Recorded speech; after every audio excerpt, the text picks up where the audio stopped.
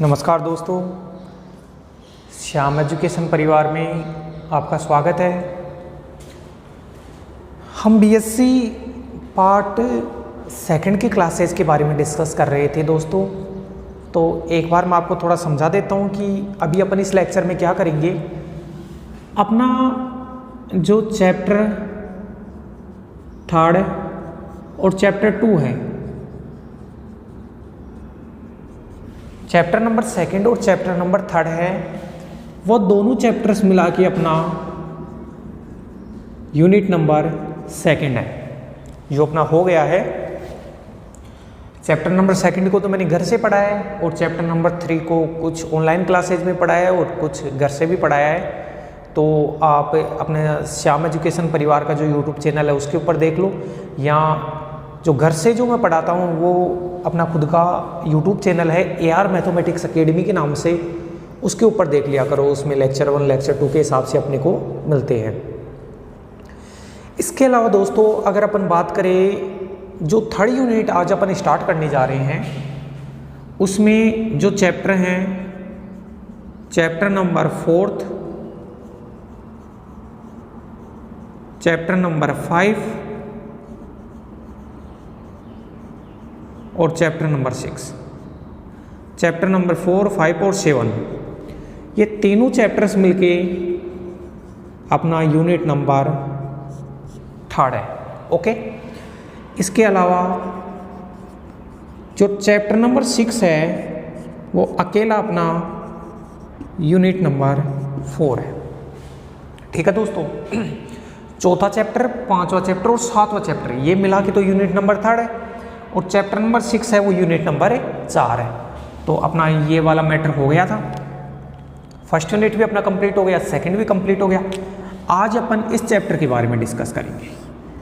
आज अपन जिस चैप्टर के बारे में डिस्कस करेंगे वो अपना है chapter number 4।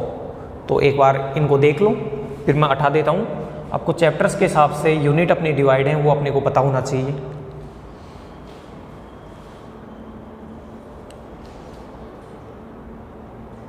Okay,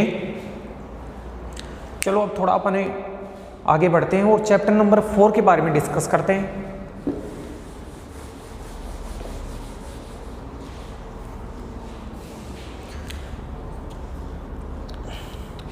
chapter number जो 4 है, पहले तो यहाँ अपनी बीएससी सेकेंड ईयर की जो क्लासेज हैं,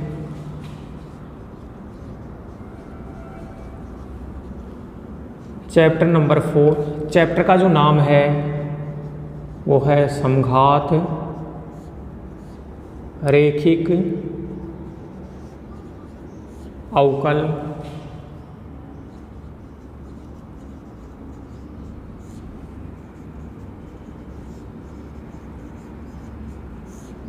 समीकरण।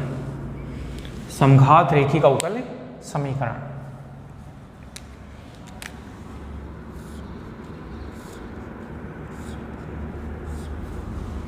ठीक है दोस्तों, अपने चैप्टर नंबर 1 में जो पढ़ा वो था प्रथम कोटि और प्रथम घात के अवकल समीकरण। चैप्टर नंबर 2 में अपने पढ़ा वो था प्रथम तो कोटि है लेकिन घात 1 से ज़्यादा है, ऐसे अवकल समीकरणों को सोल्व करना पड़ा। चैप्टर नंबर 3 के अंदर अपन ने पढ़ा कि अचर गुणांकों वाले रेखिक अवकल समीकरणों के बारे में पढ़ा। और चैप्टर नंबर 4 है वो है समघात रेखिक अवकल समीकरण। अब रेखिक अवकल समीकरण तो आपने पहले चैप्टर में पढ़ा था, जिसमें प्रथम कोटि और प्रथम घात के अवकल समीकरणों को सोल्व करते थे। उसमें रेखिक अवकल समीकरण पढ़ा था जिसमें अपन IF निकालते थे, तो वो वाला अलग है। और समघात रेखिक अवकल समीकरण जो अपना चैप्टर नंबर 4 में है वो अलग है। तो पहले तो मैं ये बताऊंगा कि भाई समघात रेखिक अवकल समीकरण क्या होता है, उसका स्टैंडर्ड फॉर्मेट समझाऊंगा। और फिर ये समघात रेखिक अवकल समीकरण में क्या करते हैं, कुछ प्रतिस्थापन करते हैं। और वो प्रतिस्थापन जब कर देते हैं तो अपना समघात रेखिक अवकल समीकरण है वो अचर गुणांक वाले रेखिक अवकल समीकरण में परिवर्तित हो जाता है। और एक चीज़ बताओ, जब आपका समघात रेखिक अवकल समीकरण अचर गुणांक वाले रेखिक अवकल समीकरण में परिवर्तित हो गया, इसका मतलब जो चैप्टर नंबर 4 का जो क्वेश्चन है, चैप्टर नंबर 4 का जो क्वेश्चन है वो चैप्टर नंबर 3 में चला गया। और चैप्टर नंबर 3 में जाते ही आप उसको आसानी से सोल्व कर लोगे। कैसे कर लोगे? क्योंकि चैप्टर नंबर 3 का जो नाम है वो क्या है? अचर गुणांक वाले रेखिक अवकल समीकरण। और अचर गुणांक वाले रेखिक अवकल समीकरण को सोल्व करने का मेथड अपन ने चैप्टर नंबर 3 में पढ़ लिया। तो एक बार तो मैं इसके स्टैंडर्ड फॉर्मेट के बारे में बता देता हूँ कि कैसे क्या अपन मानते हैं, कैसे इसको सोल्व करेंगे, कैसे ये जो समघात रेखिक अवकल समीकरण है वो अचर गुणांक वाले रेखिक अवकल समीकरण में चेंज होगा। तो पहले तो फॉर्मेट है, फिर इसके क्वेश्चंस के बारे में डिस्कस करेंगे। तो मैं लिखता हूँ यहाँ कि समघात एक अवकल समीकरण है। सबसे पहले परिभाषा लिख लो आप। परिभाषा एक अवकल समीकरण है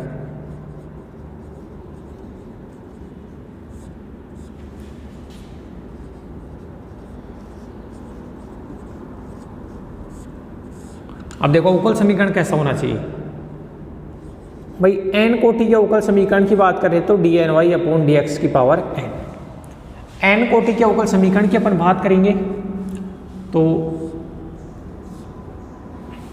n कोटि के अवकल समीकरण की बात करेंगे तो dny अपॉन dx की पावर n। और सबसे मेन है इसके गुणा में जो होना चाहिए वो होना चाहिए x की पावर n। यहाँ डिपेंडेंट वेरिएबल y है, इंडिपेंडेंट वेरिएबल x है, तो इंडिपेंडेंट वेरिएबल x है तो इसके गुणा में x की पावर n आना चाहिए, प्लस a1 x की power n minus 1 dn minus 1y upon dx की पावर n माइनस 1। ये n वां डेरिवेटिव, ये n माइनस 1वां डेरिवेटिव, फिर ऐसे ही इसको बढ़ाते जाओ और एक एक डेरिवेटिव कम करते जाओ। n माइनस 2 d की power n minus 2y upon dx की पावर n माइनस 2। ऐसे ही आप चलोगे लास्ट में तो यहाँ an करेंगे तो x की पावर n माइनस n 0 हो जाएगा, तो ये हो जाएगा any बराबर qx। डाल दो इसको इक्वेशन नंबर 1। भाई a1 a2 और ये an है वो तो कांस्टेंट है। अगर n वां डेरिवेटिव है तो गुणा में x की पावर n आना चाहिए। सबसे मेन चीज़ क्या है कि n वां डेरिवेटिव है तो गुणा में x की पावर n आना चाहिए। अगर n माइनस 1वां डेरिवेटिव है तो गुणा में x की पावर n माइनस 1 ही आना चाहिए और कुछ नहीं आना चाहिए। मैं लिख सकता हूँ कि here a1 a2 an are functions of x, या तो ये x के फलन है या फिर सीधा ऐसे बोल देता हूँ कि भाई a1 a2 an जो है वो अचर हैं, कि a1 a2 an are constants and ये जो qx है and qx is a function of x, कि यहाँ जो गुणा में a1 a2 an आ रहे हैं वो तो कांस्टेंट है और ये qx जो है वो x का फलन है। तो इस प्रकार का जो अवकल समीकरण है, इस प्रकार का जो अवकल समीकरण है वो क्या कहलाता है? अपना समघात रेखिक अवकल समीकरण कहलाता है। इस प्रकार का जो भी अवकल समीकरण होता है उसे समघात रेखिक अवकल समीकरण कहा जाता है। तो एक अवकल समीकरण है,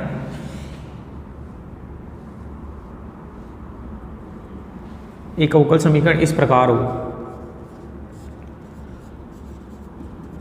प्रकार हो और ये लिख लिया, तब इसे समघात रेखिक अवकल समीकरण कहा जाता है।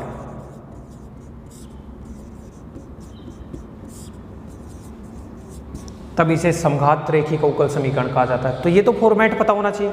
अब फॉर्मेट के बाद में दोस्तों ये है कि अब इसको सोल्व करें कैसे। अगर ये समघात रेखिक अवकल समीकरण है तो इसको सोल्व भी करना है, और सोल्व करें कैसे, तो सोल्व करने का मेथड है प्रॉपर मेथड।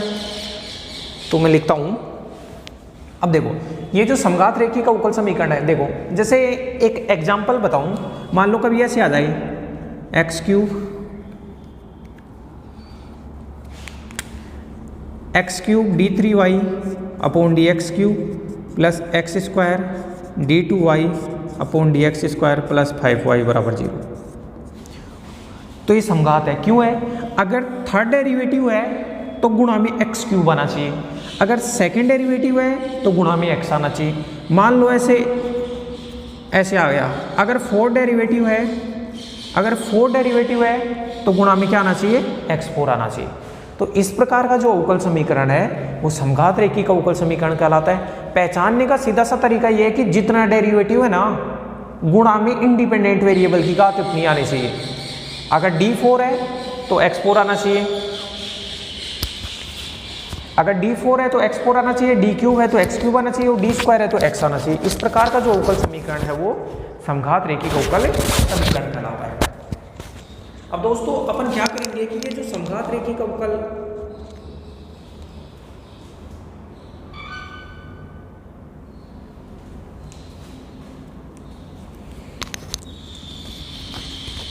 अब हम क्या करेंगे कि इस समघात रेखी का अवकल समीकरण को सोल्व करेंगे तो इसे अचर गुणांकों वाले रेखी का अवकल समीकरण में अपन चेंज करेंगे।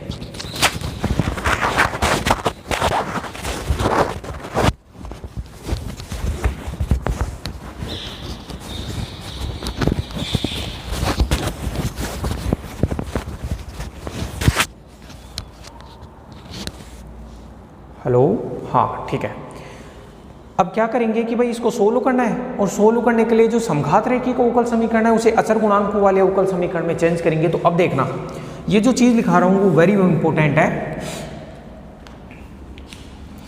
इस समघात अवकल समीकरण को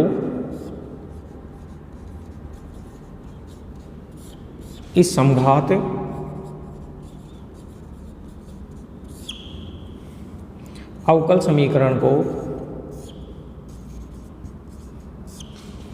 अचर गुणांकों में अचर गुणांक वाले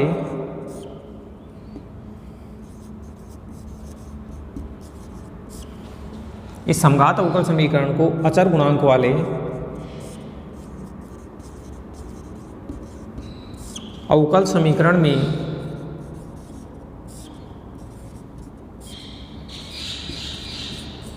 परिवर्तित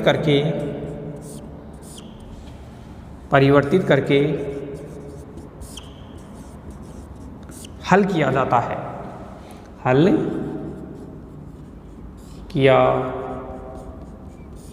है। इस समघात अवकल समीकरण को अचर गुणांक वाले में चेंज करके हल करेंगे। और अचर गुणांक में चेंज करने का मतलब तीसरे चैप्टर में चेंज करना। और वो चेंज कैसे करेंगे? अचर गुणांक वाले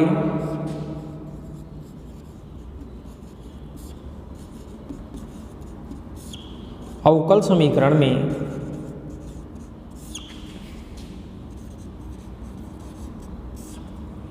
अचर गुणांक वाले अवकल समीकरण में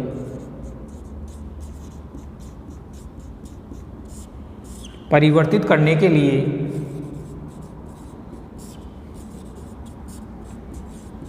अचर गुणांक वाले अवकल समीकरण में परिवर्तित करने के लिए स्वतंत्र चर x को, अब देखो परतंत्र चर तो y है और स्वतंत्र चर क्या है? x। तो अचर गुणांक वाले अवकल समीकरण में परिवर्तित करने के लिए स्वतंत्र चर x को z में निम्न प्रकार परिवर्तित किया जाता है। z में निम्न प्रकार परिवर्तित किया जाता है।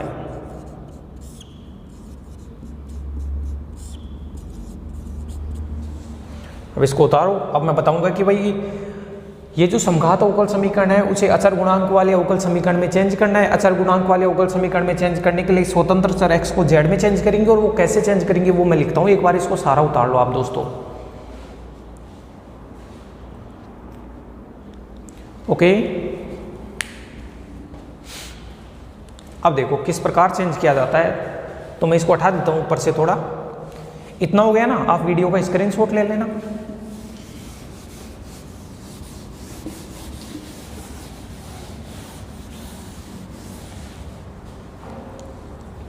कैसे चेंज किया जाता है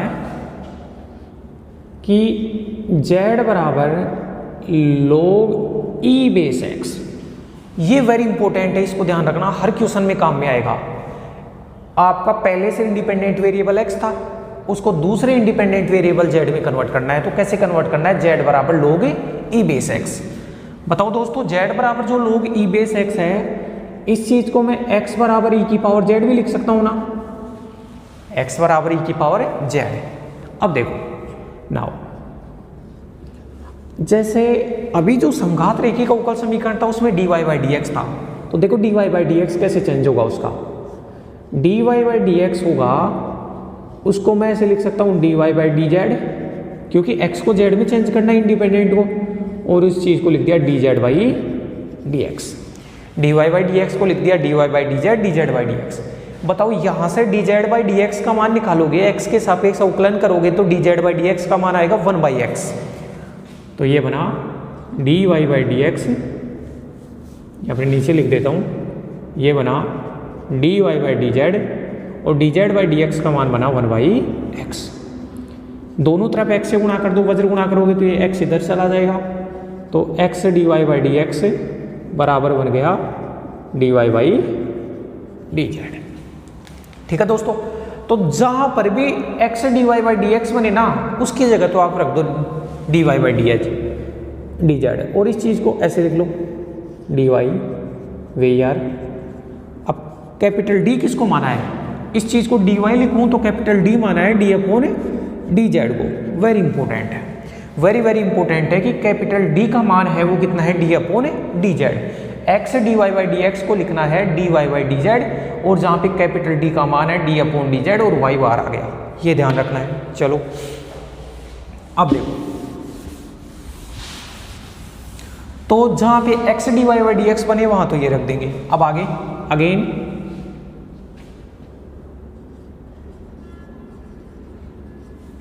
देखो d2y बाई dx स्क्वायर। दोस्तों इसको आप ऐसे लिख सकते हो, यानी d upon dx dy by dx। ठीक है, d upon dx dy by dx का मान ये उठा के रख दो। क्या रख रहे हो? इसको 1 बाई x को आगे लिख दो, और ये dy बाई dz। इस पूरे का x के सापेक्ष अवकलन करना है, तो अवकलन कैसे करते हैं? पहले फंक्शन को रोका, पीछे वाले का अवकलन, तो d upon dx dy by dz। अब आगे वाले का अवकलन, तो 1 अपॉन x का अवकलन दोस्तों होता है -1 by x square. 1 upon x का अवकलन -1 बाई एक्स स्क्वायर, और ये dy बाई dz ऐसे कैसे। ओके, ये तो हो गया, बस इसका अवकलन करना है। अब यहाँ पे अगर x की जगह z हो तभी तो इसका अवकलन होना, तो आप इस चीज़ को ऐसे लिख सकते हो, यानी 1 बाई एक्स, ये जो d अपॉन dx है ना, उसकी जगह d अपॉन dz लिख दिया।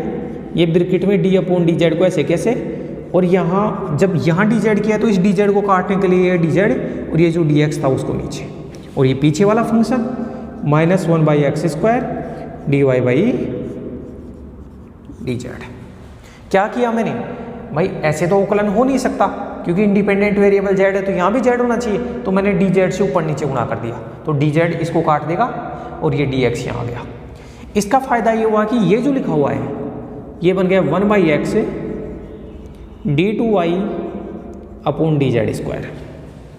ये बन गया d2y अपॉन dz स्क्वायर, और dz बाई dx का मान, यहाँ से dz बाई dx का मान 1 बाई एक्स बनेगा, तो ये बन गया ये फिर से 1 बाई एक्स, और ये -1 by x square dy by dz। चलो अब यहाँ से देखना दोस्तों, d2y बाई dx स्क्वायर।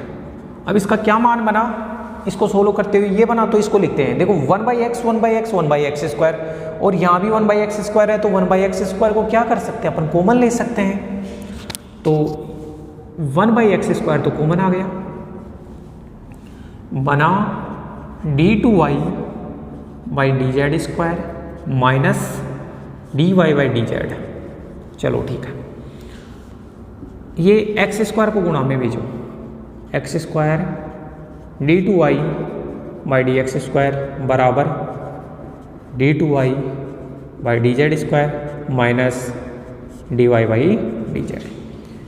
बताओ इस चीज़ को मैं ऐसे लिख सकता हूँ, यानी d square minus d y, वे यार कैपिटल डी का मान है वो कितना है, डी अपॉन डी जेड। और इस चीज़ को भी ऐसे लिख सकता हूँ डी माइनस वन वाई, मैं डी कॉमन आ गया तो क्या। तो एक चीज़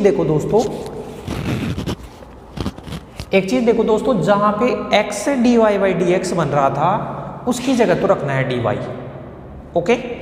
और जहाँ भी ये पूरा सोल्व करके बताया, जहाँ भी x square d two y upon d x square बन रहा है उसकी जगह रखना है डी माइनस वन वाई। इसी प्रकार, क्योंकि क्वेश्चन में इतना सारा नहीं करना है, ये तो मैं प्रोसेस बता रहा हूँ कि x d y by d x की जगह डी वाई कैसे रखते हैं और x square d two y by d x square की जगह ये कैसे रखते हैं। तो इसी प्रकार मान लो कहीं पे ये हो x cube d cube y upon d x cube. अब देखो जब एक्स स्क्वायर आ रहा है तो डी माइनस वन आ रहा है, तो एक्स क्यूब आएगा तो डी माइनस वन और डी माइनस टू वाई। ऐसे ही जहाँ पे भी x four d four y upon d x four बनेगा उसकी जगह क्या रखना है, डी माइनस वन। अगर फोर है तो तीन तक जाओ, d minus two d minus three y. अगर थ्री है तो टू तक जाना है, अगर टू है तो डी माइनस वन तक जाना है, ओके। ये सारे के सारे मान, ये वाला मान, ये वाला मान, ये वाला मान, ये वाला मान, ये मान उठाकर जो अभी इक्वेशन नंबर 1 लिखा था ना समघात, उसमें रख दो। तो उपरोक्त समस्त मान है, उपरोक्त समस्त मान इक्वेशन 1 में पुट करने पर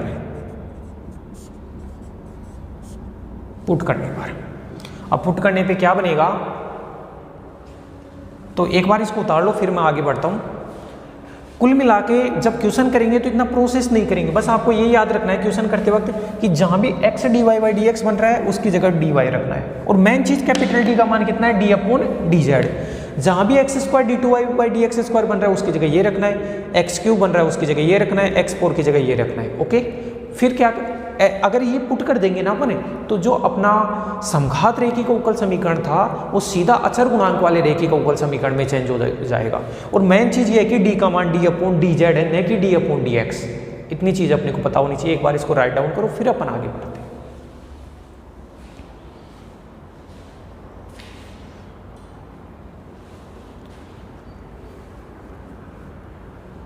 तो इन वैल्यूज को उठा के अपन पुट कर देंगे। तो उपरोक्त समस्त मान इक्वेशन नंबर 1 में पुट करने पर, और इक्वेशन नंबर 1 अभी पिछली स्लाइड में अपन ने लिखा ही था, तो इसको 18 में एक बार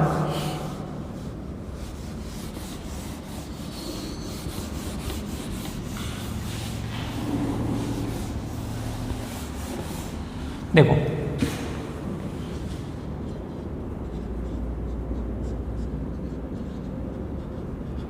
तो उपरोक्त समस्त मान समीकरण नंबर 1 में पुट करने पर देन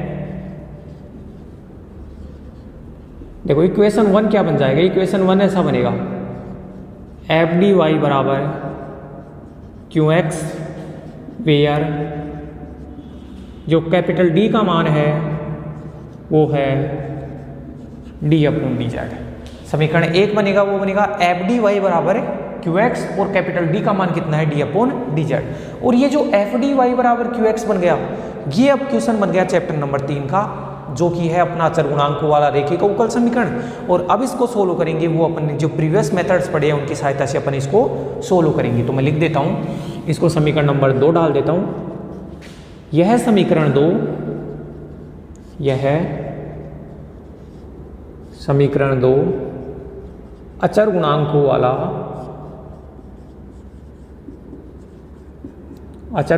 वाला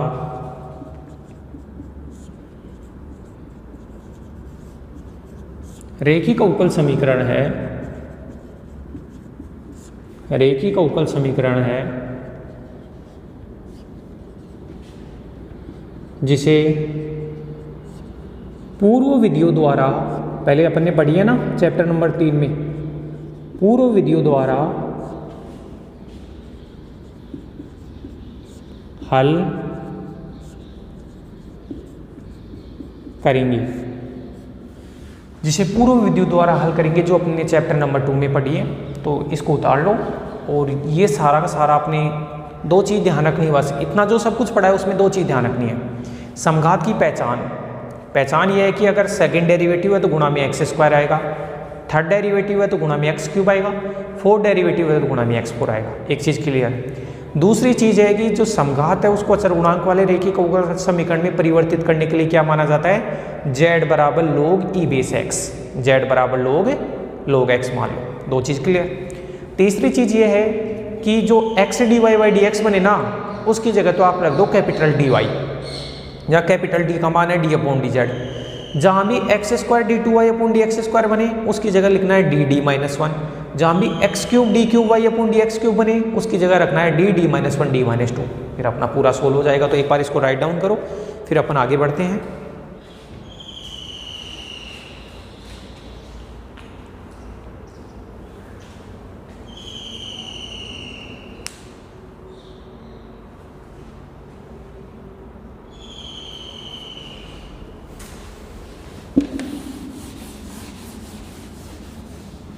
ठीक है दोस्तों, मैं इसको रफ कर देता हूँ और अपना एग्जाम्पल लेंगे, उससे अपनी समझ में आ जाएगा।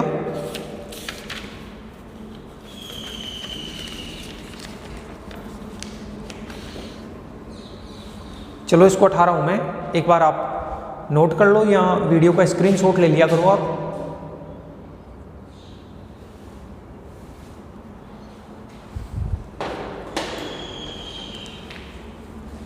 ओके,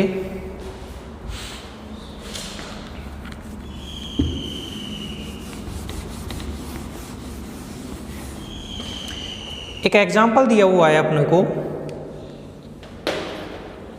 एग्जाम्पल नंबर 2 है, देखना।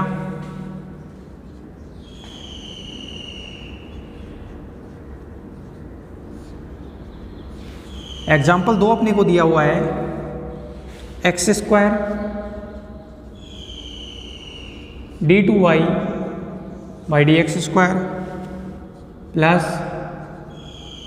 X d y by d x minus y बराबर एक्स स्क्वायर।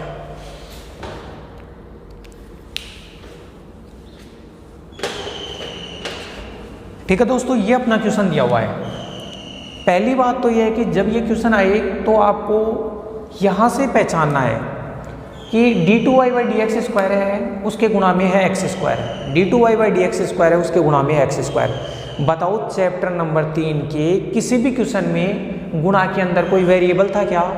चैप्टर नंबर 3 के किसी भी क्वेश्चन में गुणा के अंदर कोई वेरिएबल था क्या? गुणा में कोई वेरिएबल नहीं था। जबकि यहाँ तो देखो सेकंड डेरिवेटिव है तो गुणा में एक्स स्क्वायर, फर्स्ट डेरिवेटिव है तो गुणा में एक्स।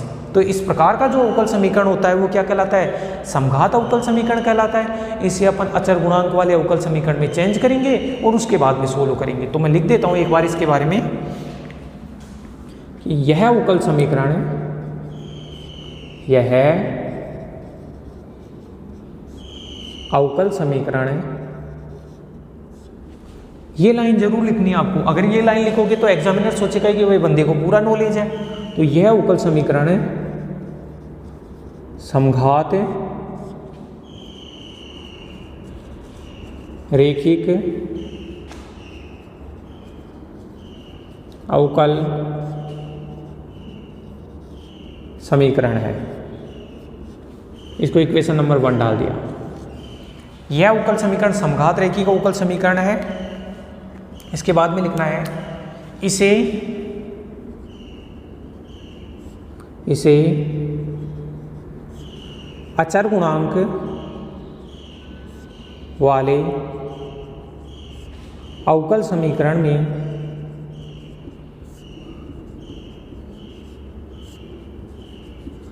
इसे अचर गुणांक वाले अवकल समीकरण में परिवर्तित करने के लिए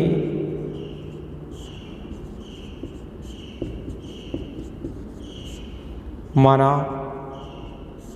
अब देखो ये जरूर लाइन लिखनी है कि यह समघात रेखिक अवकल समीकरण है, इसे अचर गुणांक वाले रेखिक अवकल समीकरण में परिवर्तित करने के लिए क्या मानना है? z बराबर log e बेस x। कहने का मतलब x बराबर e की पावर z भी लिख सकता हूँ इसको। ये मानना है z बराबर log e बेस x। अगर आप ऐसा मानोगे, अगर आपको ये मानना है, वेरी इंपॉर्टेंट तो ये है कि z बराबर log e बेस x मानना है। अगर आप z बराबर log e बेस x मानते हो तो देखो अब समीकरण नंबर 1 कैसे चेंज हो जाएगा। तो मैं लिखता हूँ परिवर्तित करने के लिए माना ये, तब समीकरण 1 तब समीकरण 1 देखो x square d two y by d x square की जगह तो लिखना है डी माइनस 1। ओके, और ये y तो सबके बारे में ले लूंगा अपन। तो जहाँ भी सेकंड डेरिवेटिव के गुणा में एक्स स्क्वायर है उसकी जगह तो पूरे की जगह डी माइनस 1। ये फर्स्ट डेरिवेटिव है तो इसकी जगह डी, और ये y को कॉमन लूंगा तो यहाँ -1 और y इन सबके कहाँ आ गया, y इन सबके कॉमन में आ गया। X square d two y by d x square की जगह तो डी माइनस 1 और इसकी जगह d और ये -1y बराबर है एक्स स्क्वायर। अब देखो दोस्तों ये एक्स स्क्वायर है। अब बताओ इस d का मान कितना है। सबसे पहले तो वे यार d का मान है वो है d अपॉन डी जेड। कैसे है, क्योंकि अभी अपन ने मेथड पढ़ा था। इस d का मान है d upon D Z. X square है, एक्स स्क्वायर की जगह बताओ यहाँ से क्या लिखेंगे। जब एक्स स्क्वायर लिखेंगे तो इसका मान हो जाएगा e की पावर 2z। तो ये लिख दिया e की पावर 2z। एक्स स्क्वायर का मान कितना है, e की पावर 2z। ओके, इसको दे दिया समीकरण नंबर 2। अच्छा 2 मत दो, एक बार थोड़ा इसको सोल्व कर लो। तो इसको सोल्व करेंगे तो ये बनेगा डी स्क्वायर माइनस डी से प्लस डी कैंसिल -1 y बराबर e की पावर 2z। इसको दे दिया इक्वेशन नंबर 2। ठीक है, अब इसको सोल्व करना है। ये जो समीकरण 2 है ये अचर गुणांक वाला रेखिक अवकल समीकरण है और इसको आराम से सोल्व कर सकते हैं। कैसे, जो आज तक अपन ने तरीके पढ़े, पहले CF निकालो फिर PI निकालो, और जो CF और PI का जो योग है वो y की वैल्यू आ जाएगी अपनी। और इस क्वेश्चन में अब x तो गायब हो ही गया। अब इस क्वेश्चन में भाई डिपेंडेंट वेरिएबल तो y है और इंडिपेंडेंट वेरिएबल क्या है, इंडिपेंडेंट वेरिएबल क्या है, z। बस इतना ध्यान रखना है। तो सॉरी क्या लिखेंगे अपन, समीकरण 2 अचर गुणांक वाला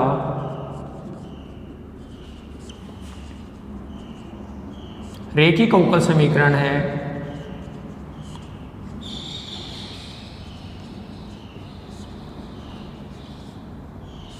समीकरण 2 अचर गुणांक वाला ये रेखिक अवकल समीकरण है। तो इस समीकरण का अतः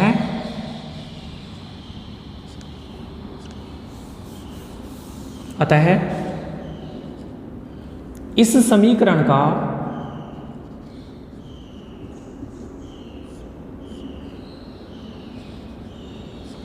सहायक समीकरण, इस समीकरण का सहायक समीकरण, सहायक समीकरण को बोला जाता है एक्सिलरी इक्वेशन। सहायक समीकरण कैसे लिखते हैं दोस्तों कि एफ डी वाई बराबर क्यू जेड टाइप हो गया, एफ डी वाई बराबर क्यू जेड हो गया, तो एफ डी में डी की जगह एम रख दो।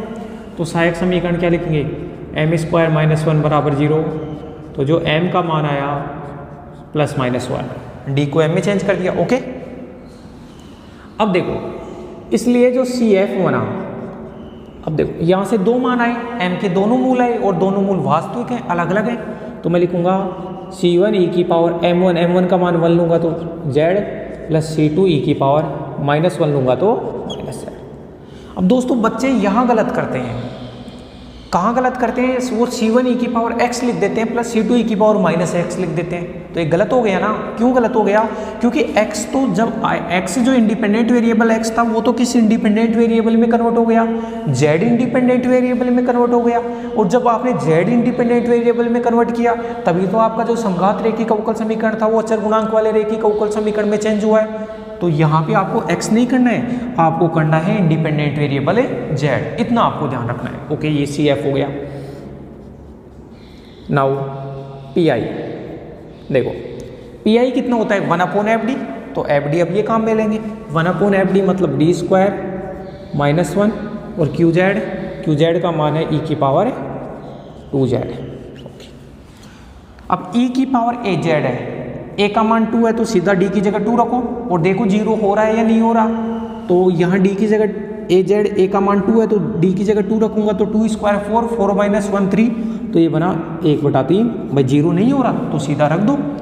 ये अपन ने थर्ड चैप्टर में पढ़ के आए, तो e की पावर 2z ये बन गया। ओके देखो दोस्तों यहाँ से CF देखो C1। अब आपने e की पावर z में आ रहा है, लेकिन अपना जो क्वेश्चन दिया हुआ था वो तो x के रूप में दिया हुआ था, तो z को x में चेंज करो। यहाँ से e की पावर z को बताओ दोस्तों मैं x लिख सकता हूँ या नहीं? बिल्कुल लिख सकता हूँ। तो ये बन जाएगा C1x प्लस C2। e की पावर माइनस z है, e की पावर माइनस z है, दोनों तरफ इन्वर्स कर लो तो ये e की पावर माइनस z बन जाएगा और वो बन जाएगा x इन्वर्स। उस चीज़ को मैं ऐसे भी लिख सकता हूँ C1x plus C2। x inverse को क्या लिख सकता हूँ 1/x, तो C1x प्लस C2x ये बना 1/3। e की पावर 2z, e की पावर 2z कब आएगा? दोनों तरफ स्क्वायर करो तो x स्क्वायर। इसलिए सॉल्यूशन जो आया, जो जनरल सॉल्यूशन आया वो आया y बराबर CF प्लस PI। भाई z तो अपन ने अपनी सुविधा के लिए माना है, अपन इसको सोल्व नहीं कर पा रहे थे तो इसको अचर गुणांक वाले रेखीय अवकल समीकरण में चेंज करने के लिए z माना है, लेकिन आपको आंसर जो लिखने हैं वो तो x के रूप में ही लिखने हैं क्योंकि अपना क्वेश्चन x के रूप में दिया गया है। तो यहाँ z को भी वापस कन्वर्ट कर देना इसकी हेल्प लेके, x बराबर e की पावर z की हेल्प लेके ये हो गया। तो CF तो बना C1x plus C2/x, C1x plus C2/x, और जो PI बना वो बना 1/3 x स्क्वायर। ये अपना सॉल्यूशन आ गया। तो एक बार इसको नोट करो और कहीं पे भी कोई प्रॉब्लम है तो बताओ। प्रॉब्लम दो जगह आ सकती है। एक तो मेन चीज़ ये है कि आपको जहाँ पे सेकंड डेरिवेटिव बने उसकी जगह d-1 और फर्स्ट डेरिवेटिव बने उसकी जगह d लिखना है। z बराबर log e बेस x आपको याद रखना है, और कैपिटल D का मान जो है डिफरेंशियल ऑपरेटर का मान है वो d/dz है। इसका मतलब यहाँ क्वेश्चन आने के बाद में आपका जो इंडिपेंडेंट वेरिएबल x था वो किस इंडिपेंडेंट वेरिएबल z में कन्वर्ट हो गया।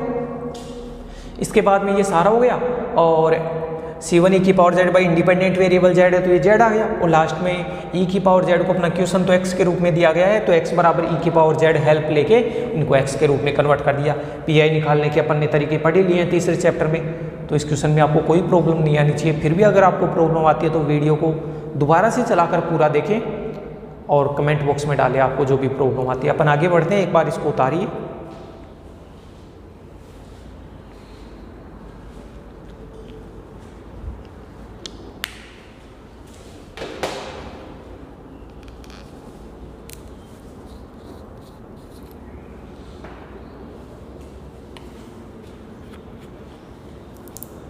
तो सारे क्वेश्चंस को दोस्तों अपने को करना है,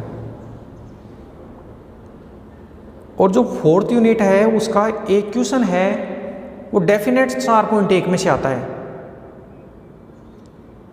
आप अगर 4.1 को अगर खोल को भी देखोगे तो आपको पता लगेगा कि 2020 में भी आया है, 19 में, 18, 17, 16, 15 प्रत्येक साल यहाँ से क्वेश्चन आ रहा है। तो 4.1 बहुत ज़्यादा इम्पोर्टेंट है और छोटा सा चैप्टर है, तो अपन इसको आसानी से कर भी लेंगे 2-3 लेक्चर में जितना अपने से हो पाता है।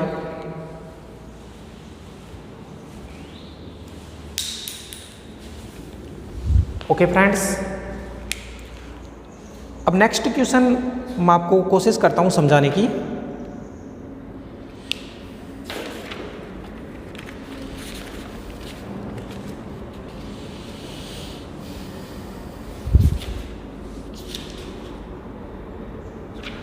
जैसे एग्जाम्पल नंबर 4 है, एक बार मैं सारा रफ कर देता हूं ये।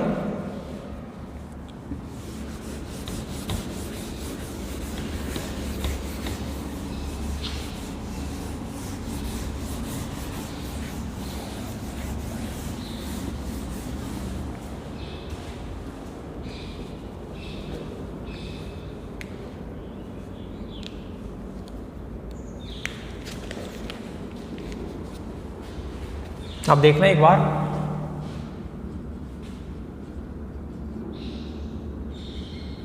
एग्जाम्पल नंबर 4 है वो दिया है x² d2y by dx² minus x dy by dx plus 2y बराबर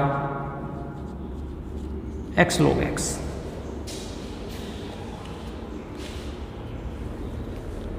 तो दो बार आप चेक कर लिया करो क्वेश्चन को, कहीं मिस्टेक ना हो जाए लिखने में, वरना फिर सारा क्वेश्चन ही गलत हो जाएगा। तो ये दिया हुआ है। पहली बात तो ये है कि आपको लिखना है कि ये समघात अवकल समीकरण है। पता कैसे लगा? पता इसलिए लगा कि देखो सेकंड डेरिवेटिव है तो गुणा में एक्स स्क्वायर है, फर्स्ट डेरिवेटिव है तो गुणा में एक्स है। तीसरे चैप्टर में तो ऐसा कोई क्वेश्चन ही नहीं था। तीसरे चैप्टर में तो जो भी ये डिफरेंशियल ऑपरेटर हैं इनके जो गुणांक है वो अचर आ रहे थे, लेकिन अभी देखो सेकंड डेरिवेटिव है गुणा में एक्स स्क्वायर, फर्स्ट डेरिवेटिव है गुणा में एक्स। तो इस प्रकार का जो भी अवकल समीकरण होता है वो क्या होता है? ये समघात रेखिक अवकल समीकरण होता है। तो पहली लाइन तो अपने को ये लिखनी पड़ेगी कि दिया गया अवकल समीकरण है, यहां से दिया गया अवकल समीकरण है,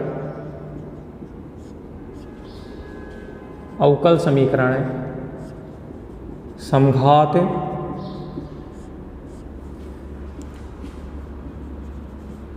रेखिक अवकल समीकरण है।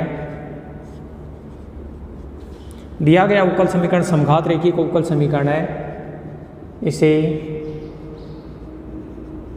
अचर गुणांक वाले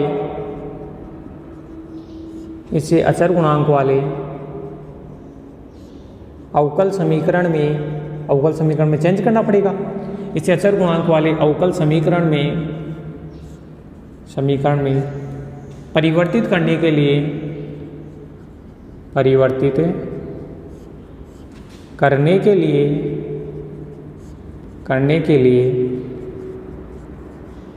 माना दिया गया अवकल समीकरण है वो समघात रेखिक अवकल समीकरण है, पता लग रहा है। तो अचर गुणांक वाले रेखिक अवकल समीकरण में परिवर्तित करने के लिए माना z बराबर log e बेस x। क्या माना? z बराबर log e बेस x। बताओ इस चीज को अपन x बराबर e की पावर z भी लिख सकते हैं, ठीक है। इसको इक्वेशन नंबर 1। ये समघात है, तो अब समघात किस में कन्वर्ट हो जाएगा? तब इक्वेशन 1 देखो, ये जो इक्वेशन 1 है वो क्या बनेगा? ये क्या है? d2y upon d x square के गुणा में एक्स स्क्वायर है, तो उसको तो लिख दो d minus 1, d minus 1, minus का चिन्ह है तो माइनस का चिन्ह ऐसे कैसे? x से dy बाई डी एक्स है, उसकी जगह लिखना है d, और प्लस का 2 ऐसे कैसे? और बताओ सबके बाहर क्या आ जाएगा? बाहर आ जाएगा y बराबर x को क्या लिख सकता हूँ यहाँ से? e की पावर z, और log x की जगह लिख सकता हूँ z, और साथ में ये भी लिख दूंगा वे यार, ये जो कैपिटल D है उसका मान कितना है? d upon D Z. इस कैपिटल D का मान है d अपॉन डी जेड। ये तो बना d माइनस 1, माइनस का d और प्लस का 2, और सबके बार y ले लिया। अब इंडिपेंडेंट वेरिएबल आपको पता है, इंडिपेंडेंट वेरिएबल जो x था वो z में कन्वर्ट हो गया, तो d अपॉन डी जेड बन गया कैपिटल D का मान। तो बताओ फिर इस x को भी कन्वर्ट करना पड़ेगा, तो log x की जगह तो लिख दिया z, और x की जगह लिख दिया यहाँ से e की पावर z। ठीक है दोस्तों, अब ये अचर गुणांक वाला रेखिक अवकल समीकरण बन गया, और ये अचर गुणांक वाला रेखिक अवकल समीकरण बन गया। तो इसको सोल्व कैसे करेंगे?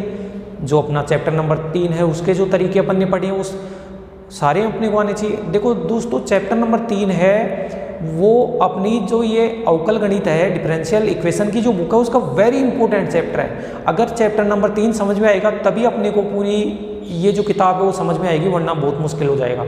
तो चैप्टर नंबर 3 का एक एक क्वेश्चन करना है और बहुत अच्छे से करना है, एक एक क्वेश्चन अपने समझ में आना चाहिए। तो ठीक है, अब देखो इसको मैं लिख देता हूँ डी स्क्वायर माइनस डी और माइनस डी, माइनस का 2d और प्लस का y बराबर, इस चीज़ को लिख दिया e की पावर z इंटू जेड। ठीक है, अब दोस्तों इसका क्या लिखना है अपने को? इसका अपने को सबसे पहले तो CF लिखना है, फिर PI लिखना है। CF निकलने के लिए सहायक समीकरण लिखना पड़ेगा, सहायक समीकरण के मूल निकालने पड़ेंगे और देखेंगे कि भाई वो मूल किस प्रकार से आते हैं। तो मैं लिखता हूं,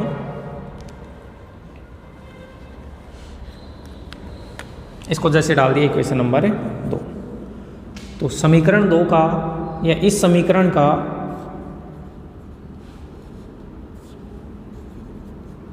सहायक समीकरण, इस समीकरण का सहायक समीकरण, सहायक समीकरण को बोला जाता है एक्सुअल इक्वेशन। सहायक समीकरण कैसे निकालते हैं? सहायक समीकरण निकालते हैं, डी को एम में चेंज करो तो एम स्क्वायर माइनस का 2m प्लस 2 बराबर 0, और यहाँ से m की वैल्यू आएगी वो कितनी आएगी माइनस बी, श्रीधर आचार्य विधि से, plus minus b square minus 4ac तो 8/2a। बताओ दोस्तों इसको 2 प्लस माइनस 2 आयोटा अपॉन 2, और ये बन गया 1 प्लस माइनस आयोटा। तो दो मान आए, m के दो मान आए, और देखो कॉम्प्लेक्स रूट आ रहे हैं, कॉम्प्लेक्स रूट आ रहे हैं, इसलिए जो CF लिखा जाएगा वो क्या लिखा जाएगा? देखो कॉम्प्लेक्स रूट आ रहा है तो alpha plus minus iota beta का मान तरीके से आ रहा है, अल्फा का मान 1 भी और बीटा होता है आयोटा का गुणांक, उसका मान भी 1। तो e की पावर अल्फा जेड, तो अल्फा का मान 1 है तो e की पावर अल्फा जेड। x मत कर देना दोस्तों, इंडिपेंडेंट वेरिएबल z है तो z करना है। c1 e की power alpha Z, c1 cos beta Z, beta क्या होता है? आयोटा का गुणांक, आयोटा का गुणांक 1 है तो cos beta Z, plus c2 sign beta Z, beta का मान 1। देखो अब इसको तो x में कन्वर्ट करना है तो e की पावर z की जगह तो x लिख देता हूँ, क्योंकि x में आंसर लाने हैं। c1 cos, z की जगह कितना लिखूँ यहाँ से? log e base x, z की जगह लिख दिया log e base x, plus c2 sine, z की जगह log e बेस x। ये बन गया, ये बन गया अपना CF। अब CF आ गया तो PI निकालना और भी आसान है। कैसे? देखो PI निकालने के सारे तरीके तो अपन 3rd चैप्टर में पढ़ रहे हैं। नाउ फॉर PI, PI क्या होता है? PI होता है 1/FD, FD कहाँ है? ये रहा, d square minus 2d plus 2, और ये है e की पावर z इंटू जेड। दोस्तों याद करो 3rd F को याद करो आप। 3rd F के अंदर ऐसे क्वेश्चन पढ़ रहे थे अपन ने 1/FD e की पावर az, और जैसे मान लो QZ टाइप के मान लो, इस प्रकार के पढ़े थे। अगर ऐसा होता है तो e की पावर az को आगे लेके जाओ, आगे लेके जाओगे तो बताओ ये e की पावर az है वो d की जगह क्या बना के जाएगा? d प्लस a बना के जाएगा। जब इसको आगे लेके जाओगे तो ये d की जगह d प्लस a बनाएगा, और ये QZ ऐसे कैसे, ठीक है ना। जब इसको आगे लेके जाओगे तो e की पावर az आगे आ गया और d की जगह d प्लस a बना दिया। इसी तरीके का क्वेश्चन है। तो e की पावर z को जब आगे लेके आओगे यहाँ e की पावर z को आगे, तो ये बनाएगा d की जगह d प्लस 1 माइनस 2, इस d की जगह d प्लस 1 और प्लस का 2। भाई इस d की जगह d प्लस 1 का होल स्क्वायर माइनस 2, ऐसे कैसे? इस d की जगह d प्लस 1 प्लस 2, और ये z, ये बना e की पावर z। अब देखो यहाँ से इसको खोलेंगे तो ये बनेगा d स्क्वायर, प्लस का 2d बनेगा, वो तो इसके माइनस 2d से कैंसिल, और प्लस का 1 बनेगा, प्लस का 1 बना, और प्लस का 2, तो प्लस का 1 और प्लस का 2 कितना हुआ? प्लस का 3, और उस 3 में से माइनस का 2 गया तो प्लस का 1, और ये यहाँ पे कितना है? z, e की पावर z। अब बताओ इसको तो सोल्व कर सकते हैं ना आराम से, ये तो पोलिनोमियल है। तो पोलिनोमियल को सोल्व करने के लिए इसको ऊपर ले जाओ, तो 1 प्लस d स्क्वायर का इन्वर्स और z। इसको खोलेंगे तो खोलने की ज़रूरत ही नहीं है, एक स्टेप ही खोलेंगे, क्योंकि z है तो ज़्यादा से ज़्यादा z है वो d के ऊपर अप्लाई हो सकता है। तो 1 माइनस d स्क्वायर, आगे खोलने की ज़रूरत है नहीं, और z लिख दिया। इस चीज़ को ऐसे कर दो, तो ये बना e की पावर z, और ये z है वो 1 के ऊपर अप्लाई हुआ तो z को d स्क्वायर के ऊपर अप्लाई होने का मतलब ही नहीं है, क्योंकि सेकंड डेरिवेटिव 0 हो जाता है। अब e की पावर z की जगह दोस्तों यहाँ से x लिख दूंगा, और जो z का मान है z की जगह log e बेस x, तो log e बेस x, ठीक है। इसलिए जो सॉल्यूशन बना y बराबर CF प्लस PI, CF तो ये रहा, या सीधा मैं लिख देता हूँ CF प्लस PI, और CF और PI के मान आप लिख लेना। तो दोस्तों एक तो आप ये जो z है उसको x में कन्वर्ट करना मत भूलना, क्योंकि अपना क्वेश्चन x में दिया था तो x में कन्वर्ट करना तो एक तो ये चीज़ नहीं भूलना। लास्ट में ये भी मत भूलना कि जो सॉल्यूशन होता है वो CF प्लस PI होता है, और CF और PI दोनों का मान यहाँ उतार के आओगे, ठीक है। और ये सारी लाइन्स आपको लिखनी है, तो एक बार आप इसको देखो, नोट करो। अगर कहीं पे भी एक भी स्टेप में अगर आपको प्रॉब्लम आती है तो आप बताइए, फिर आपको उसका सॉल्यूशन है प्रोवाइड करवाएंगे हम।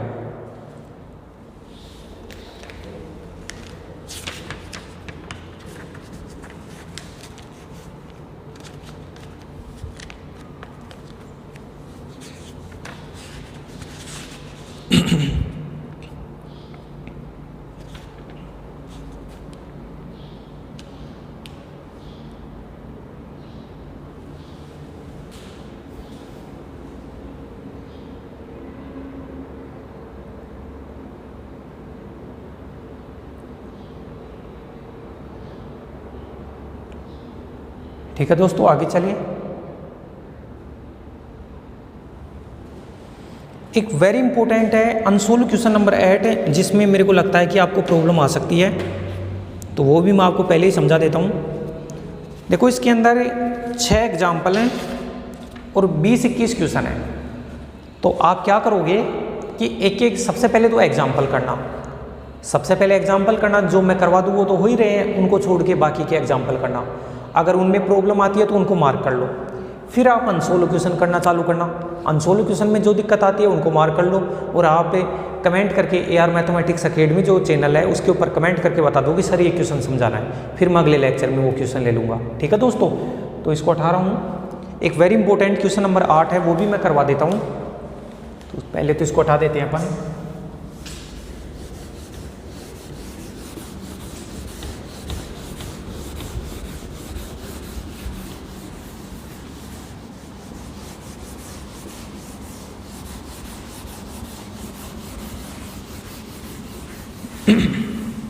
इंपॉर्टेंट क्यों बता रहा हूँ मैं इस क्वेश्चन को, क्योंकि कुछ बच्चों को इस क्वेश्चन का PI लिखने में दिक्कतें आ सकती है। एक बार मैं क्वेश्चन लिखता हूँ। क्वेश्चन नंबर 8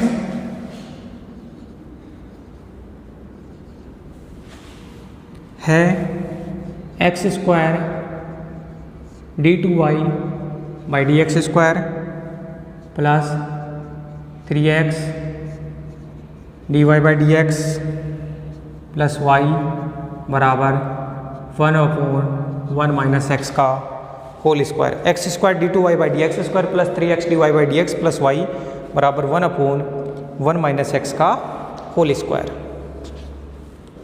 ये क्वेश्चन है। अब देख लेते हैं इस क्वेश्चन के बारे में कि भाई क्या है क्या नहीं है। सबसे पहले तो समघात दिख रहा है अपने को, क्योंकि फर्स्ट डेरिवेटिव है गुणा में x है, फर्स्ट डेरिवेटिव है गुणा में x है, सेकेंड डेरिवेटिव है गुणा में x² है। तो पहली लाइन तो वही क्या कि दिया गया अवकल समीकरण है, दिया गया अवकल समीकरण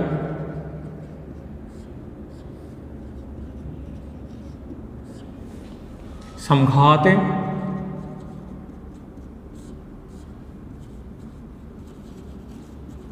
रेखिक, जिससे दिया गया अवकल समीकरण को इक्वेशन नंबर 1 लिख देता हूं। दिया गया अवकल समीकरण समघात रेखिक अवकल समीकरण है,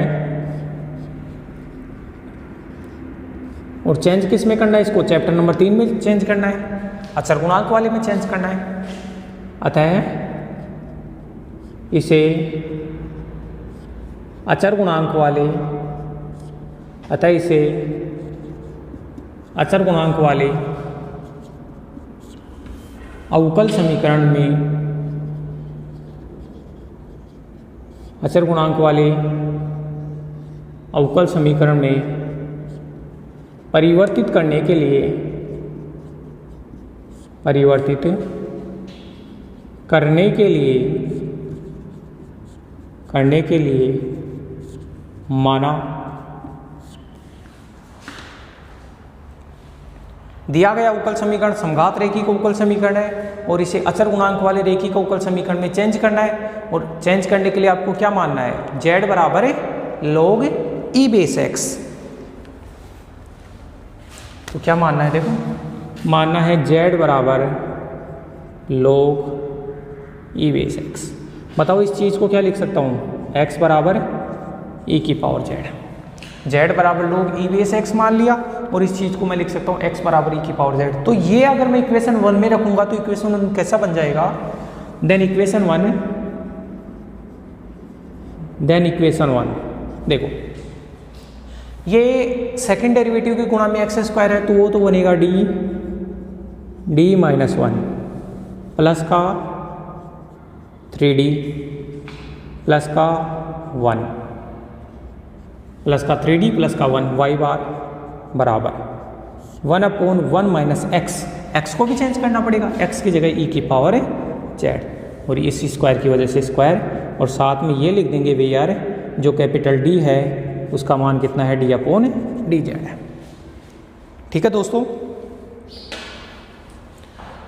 अब ये अचर गुणांक वाला रेखी का अवकल समीकरण बन गया, तो अब इसको सोल्व करना अपने को। तो जो अभी तक अपन चैप्टर नंबर 3 में जो मेथड पढ़े हैं उनकी हेल्प लेंगे इसको सोल्व करने के लिए।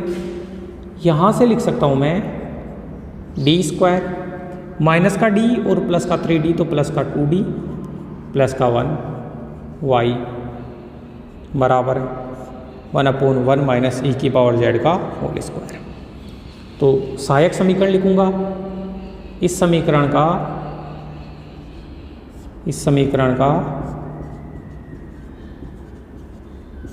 सहायक समीकरण को बोला जाता है एक्सिलरी इक्वेशन। इस समीकरण का सहायक समीकरण यहाँ से लिखूँगा तो बनेगा m² प्लस 2m प्लस 1 बराबर 0, और यहाँ से m का मान आया, ये m प्लस 1 का होल स्क्वायर बराबर 0 है। तो जो m का मान आया वो आया -1।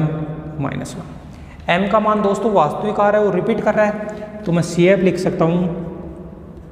CF क्या बनेगा, C1 प्लस C2z, क्योंकि इंडिपेंडेंट वेरिएबल z है तो C1 प्लस C2z e की पावर m1z, m1 का मान माइनस है तो e की पावर है minus z, C1 plus C2z e की पावर माइनस z, और z को अगर x में चेंज कर लोगे तो ये बनेगा C1 प्लस C2x, और e की पावर माइनस z की जगह लिख सकता हूँ यहाँ से x इनवर्स। और भी सोल्व करना चाहूँ तो बताओ, x इनवर्स का मतलब 1/x, तो ये बन जाएगा C1/x, और इसके नीचे 1/x करेंगे तो x को काट देगा, तो C1/x प्लस C2। ये अपन ने इसका CF निकाला है, आप देखो इसको।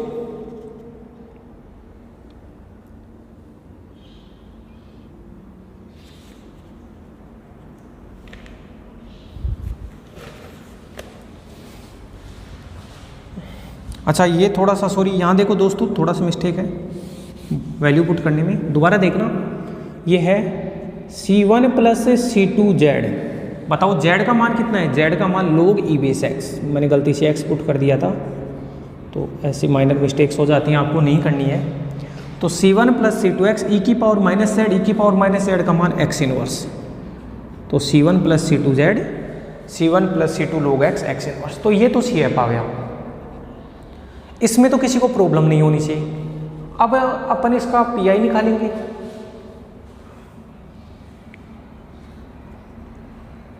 तो देखो नाउ 4PI, तो PI में देखो आज तक कितना नॉलेज आपने प्राप्त किया है उस सारे का यूज होगा इसमें। PI कितना होता है, 1/FD, FD ये रहा d², या इस चीज़ को FD को ऐसे लिख सकता हूँ ना, d प्लस 1 का होल स्क्वायर 1/FD, और ये QZ कौन सा है, 1/1 माइनस e की पावर z और इसका स्क्वायर, ये बन गया 1/FD, और ये QZ रहा। अब इसको सोल्व करना है दोस्तों, तो देखो सोल्व करना है तो जैसे इस चीज़ को मैं d प्लस 1 लिख लिया, और एक d प्लस 1 है वो अंदर अप्लाई कर लिया, और ये वाला जो है 1 माइनस e की पावर z का स्क्वायर, इसको ये लिख दिया। बताओ कोई ऑब्जेक्शन है क्या, कोई ऑब्जेक्शन नहीं है। क्यों, क्योंकि d प्लस 1 का होल स्क्वायर को d प्लस 1 लिख सकता हूँ मैं, और ये fz ऐसे कैसे। अब दोस्तों आप आओ 3.2 के ऊपर। 3.2 में ऐसे था d प्लस एल्फा इंटू जैसे मान लो QZ, ऐसे कुछ है। तो प्लस एल्फा है तो ई की पावर एल्फा जेड तो अंदर और ई की पावर माइनस एल्फा जेड बाहर, और ये क्यू जेड और डी जेड। ऐसे कैसे भाई, प्लस है तो प्लस अंदर, माइनस बाहर और क्यू जेड डी जेड, तो वो याद होना चाहिए आपकी। तो 1/d+1। अब देखो एल्फा का मान 1 है तो इंटीग्रेशन, एल्फा का 1 है तो ई की पावर एल्फा जेड तो अंदर। अब देखो एक्स का तो काम है ही नहीं, इंडिपेंडेंट वेरिएबल जेड है तो सारा जेड में होगा। ई की पावर एल्फा जेड तो अंदर और ई की पावर माइनस एल्फा जेड बाहर, ई की पावर एल्फा जेड अंदर, ई की पावर माइनस एल्फा जेड बाहर। और ये ऐसे कैसे, इसको गुणा में लिख दो, गुणा में लिखो तो 1 में आ जाएगा, 1 ई की पावर जेड का होल स्क्वायर, और ये अपना क्या है डी जेड। ठीक है, तो इस d+1 को तो बाद में अप्लाई करेंगे, पहले इसको सोल्व करें। ठीक है दोस्तों, तो मैं ये लिख सकता हूँ 1/d+1 ई की पावर माइनस जेड। अब बताओ अब ये कैसे सोल्व होगा।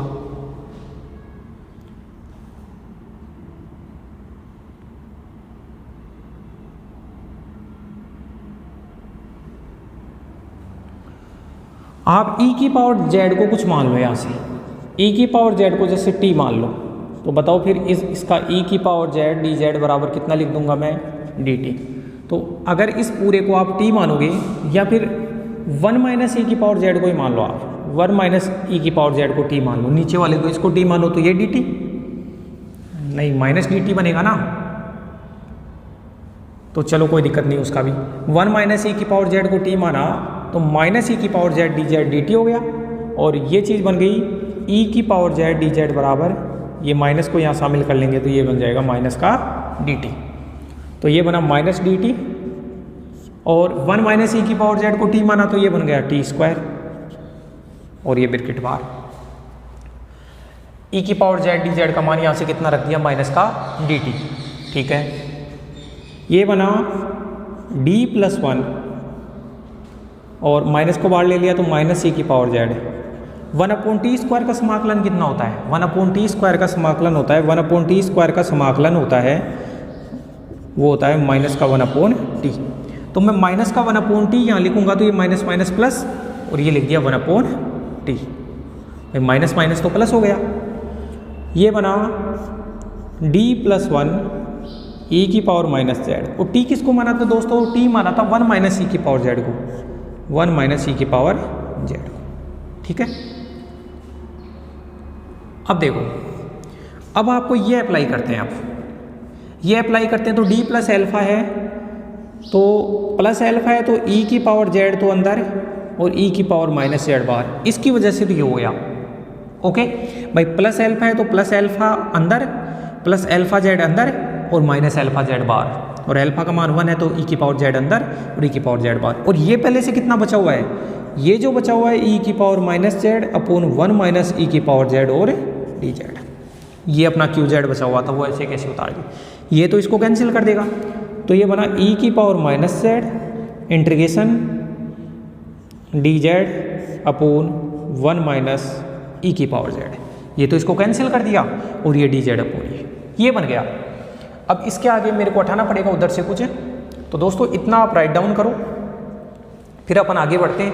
और बहुत ही आसान क्वेश्चन है, लेकिन अभी तक का जो सारा मैटर था वो अगर आपको याद है तो आसान है, वरना फिर मुश्किल बन जाएगा ऑटोमेटिक ही आपके लिए।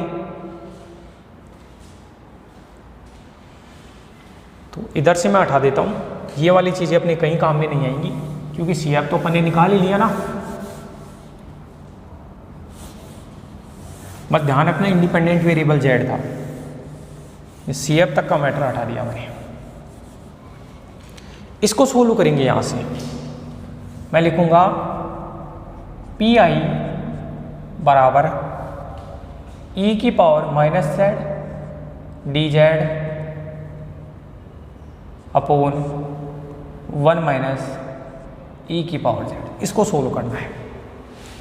ठीक है दोस्तों, आप क्या करो, एक काम कर सकते हो ना, सोल्व करने के लिए ई की पावर जेड से ऊपर नीचे गुणा कर दो, तो ऊपर गुणा किया तो नीचे गुणा कर दिया, और ये कितना है, ये है 1 - ई की पावर जेड, ई की पावर जेड से ऊपर नीचे गुणा कर दिया। फायदा क्या है, अब फायदा ये है कि इस नीचे वाले को टी मानो, लेट 1 माइनस ई की पावर जेड को क्या मान लो, टी, या फिर 1 माइनस ई की पावर जेड को मत मानो, आप ई की पावर जेड को टी मान लो। तो ई की पावर जेड को टी मानोगे तो ये बनेगा ई की पावर जेड डी जेड, ये बन जाएगा अपना क्या, डी टी। तो पता है फिर यहाँ से जो पी आई बना वो क्या बना, ई की पावर माइनस जेड, ये तो बाहर था, और आपने नीचे इस ई की पावर जेड को टी माना तो ये ऑटोमेटिक 1 माइनस टी बन गया, और जो ऊपर वाला ई की पावर जेड डी जेड है वो क्या बन गया अपना, डी टी बन गया। और इसको तो बहुत आसानी से आप कर सकते हो। कैसे, तो जितने भी समाकलन के तरीके हैं, जितने आज तक तरीके हैं वो अपने दिमाग में होने चाहिए। अगर वो दिमाग में है तो बहुत आसान है क्वेश्चंस को करना। देखो अलग अलग करना है तो कुछ बच्चे तो यहाँ से स्मार्ट तरीके से सोचेंगे और कुछ आंशिक बिंदु का यूज करेंगे, आपकी मर्जी। आप इसको 1 माइनस टी और 1 अपॉन टी, देखिए एक बार ऐसे करो, इन दोनों को अलग अलग ऐसे कर दिया। अगर टी करोगे तो माइनस टी कट जाएगा, ऊपर 1 बचेगा, बिल्कुल सही है, कर सकते हैं। चलो, और बाहर कितना है, ये डी टी है। ये बना ई की पावर माइनस जेड। बताओ दोस्तों, इसका समाकलन जब आप इसको अल्फा मानोगे तो जैसे मानो कि 1 अपॉन टी है, 1 अपॉन टी का तो log टी बन जाएगा, और इसका बनेगा माइनस का log 1 माइनस टी। इसका तो क्योंकि जैसे आप 1 माइनस टी को अल्फा मानोगे तो माइनस का डी टी बन जाएगा, वो डी अल्फा बन जाएगा, और डी टी की जगह माइनस का डी अल्फा पुट कर दूंगा तो माइनस तो बाहर, और ये माइनस बाहर आया वो इसकी वजह से आया है। बहुत सारे इंटीग्रेशन किए ऐसे तो, और ये 1 अपॉन टी डी टी का कितना है, log टी। तो ये बना ई की पावर माइनस जेड, इसको log m मान लो, माइनस log n मानोगे तो log m अपॉन n होगा, तो t अपॉन 1 माइनस टी। ये बना ई की पावर माइनस जेड log, अच्छा टी माना किसको था, ई की पावर जेड को, तो ई की पावर जेड 1 माइनस है, ई की पावर जेड 1 माइनस टी। तो दोस्तों ये अपना पी आई निकाल के आया है। एक बार अपन इसको मैच भी कर लेते हैं, और मैच करने के लिए आपको पता है कि x में कन्वर्ट करना पड़ेगा। यहाँ से आपको पता भी है ये भी कि x बराबर ई की पावर जेड माना था, z बराबर log ई बेस x होता है, तो x बराबर ई की पावर जेड था। इसका मतलब ई की पावर माइनस जेड की जगह तो x इनवर्स, ई की पावर माइनस जेड की जगह तो x इनवर्स, और ये बना log ई की पावर जेड, ई की पावर जेड की जगह x और 1 माइनस x, ये बन गया।